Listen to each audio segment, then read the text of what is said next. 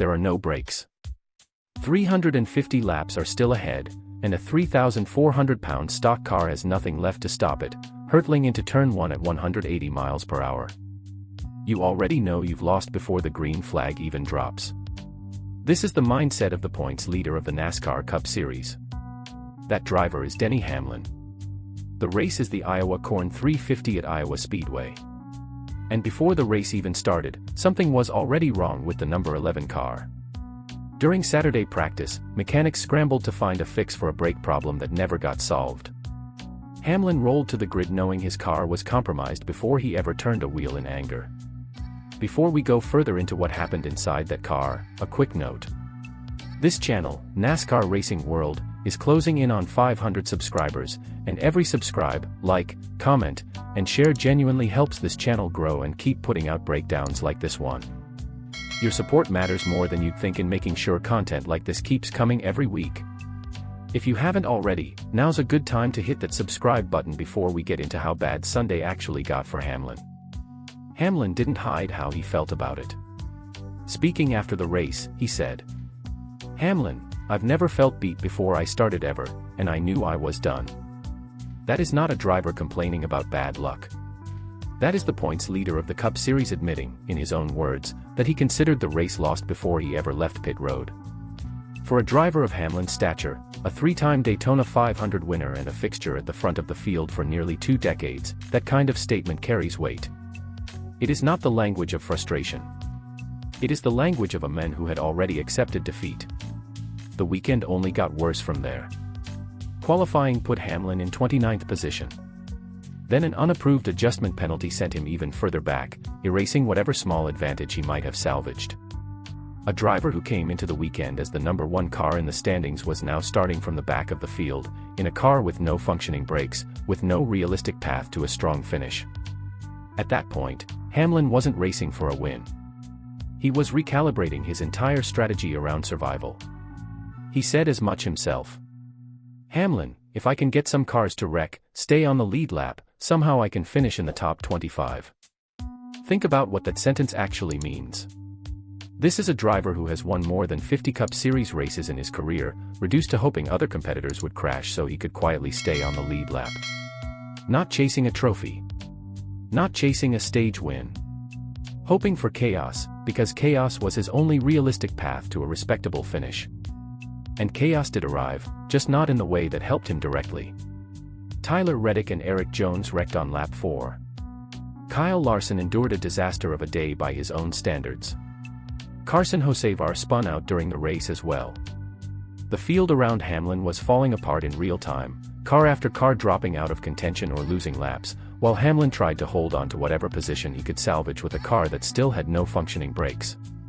For 350 laps, that is exactly what he did. No brakes. No shortcuts. Just corner after corner, lap after lap, with a car that could not stop the way it was designed to. Hamlin described it in the simplest terms possible. Hamlin just had to white-knuckle it every lap.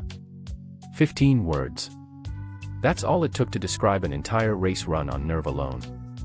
But it was the sentence that came right after that one that turned this from a bad day at the track into a genuine storyline. Almost like a confession he didn't mean to make out loud, Hamlin said, "Hamlin, I'd retire at the end of the year if I had to do that every week." Sit with that for a second. This is the current points leader of the NASCAR Cup Series saying, on the record, that repeating this exact experience on a weekly basis would push him toward retirement. Is that a throwaway line from an exhausted driver letting off steam after 350 brutal laps? Or is it a genuine crack showing in the timeline of a driver who has already been open about not racing forever? NASCAR fans have debated Hamlin's retirement timeline for years. This sentence just added fuel to that fire. Here is where the story takes its sharpest turn. Despite the brake failure. Despite starting from 29th after a penalty. Despite spending 350 laps white-knuckling every corner with no brakes. Denny Hamlin finished the race in 5th place. And it gets more complicated than just a strong recovery finish. Hamlin didn't just survive Iowa, he extended his points lead in the process. He entered the weekend 84 points ahead in the standings. He left Iowa 103 points ahead of the new number 2 in points, Ty Gibbs. A race that Hamlin described as one of the worst experiences of his season, in a car with no brakes, in a car he thought had already beaten him before it started, turned into his best points day of the year relative to the field. That is the contradiction sitting at the center of this story.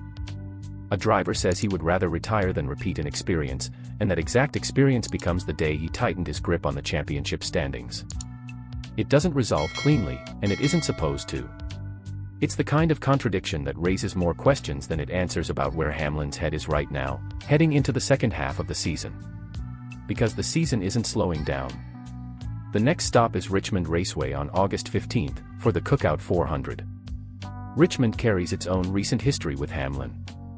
Last year at that same track, Austin Dillon intentionally wrecked both Joey Logano and Hamlin in the closing laps, kept the win on the racetrack, and still lost his playoff spot over it in the aftermath. That history doesn't disappear just because a season has turned over. It sits in the background every time Hamlin rolls onto that racetrack. So the questions heading into Richmond are not small ones. Is Hamlin's team hiding a deeper mechanical problem with the number 11 car that could resurface under race conditions again? Did Hamlin really mean what he said about retiring at the end of the year, or was it heat of the moment venting from a driver running on adrenaline and exhaustion? And with Ty Gibbs closing the points gap and emerging as a legitimate title threat, is a 103-point lead as safe as the number on paper suggests? Denny Hamlin has said before that he wants to walk away from NASCAR on his own terms, at a time of his own choosing. Richmond, and the rest of this season, might not give him that choice. If you enjoyed this breakdown, make sure to like this video, drop a comment below telling us whether you think Hamlin actually meant what he said about retiring, and share this with another NASCAR fan who needs to see it. And remember, this channel, NASCAR Racing World, is closing in on 500 subscribers. Subscribing costs nothing and it directly helps this kind of content keep getting made. Comment, share, and if you enjoy real NASCAR breakdowns like this, you'll like what's coming next.